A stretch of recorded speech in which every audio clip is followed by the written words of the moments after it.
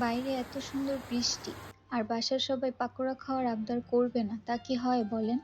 এর জন্য আলুগুলোকে প্রথমে ভালোভাবে ধুয়ে কুচি কুচি করে কেটে অনেকগুলো পেঁয়াজ কুচি, বেশি করে কাঁচামরিচ, ২-৩টা রসুন কুচি, এরপর পরিমাণ মতো মরিচের, হলুদের, ধনিয়ার, জিরার গুঁড়া, স্বাদ মতো লবণ, সামান্য সাদা গোলমরিচের গুঁড়া আর আমার প্রিয় ম্যাজিক মশলা। এরপর ৩ টেবিল চামচ ময়দা, ২ টেবিল চামচ কর্নফ্লাওয়ার আর সামান্য একটু পানি দিয়ে সবকিছু ভালোভাবে মেখে নেব। আমি একটু বেসনও দিয়েছিলাম, বাট ক্লিপ নিতে মনে ছিল না। ওভার এক্সাইটমেন্টে তেল না গরম হতে পাকোড়াগুলো ছেড়ে দিয়েছিলাম।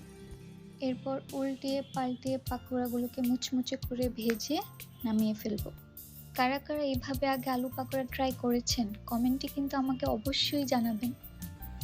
আমি জানি ভিডিওটা দেখে আপনাদেরও খুব পাকোড়া খেতে ইচ্ছে করছে, তাই দেরি না করে রেসিপিটা ফলো করে আজই বাসায় বানিয়ে ফেলুন মুচমুচে পাকোড়া। আর আমাকে কিন্তু কমেন্ট করে অবশ্যই জানাবেন আপনাদের কেমন লেগেছে। আল্লাহ হাফেজ।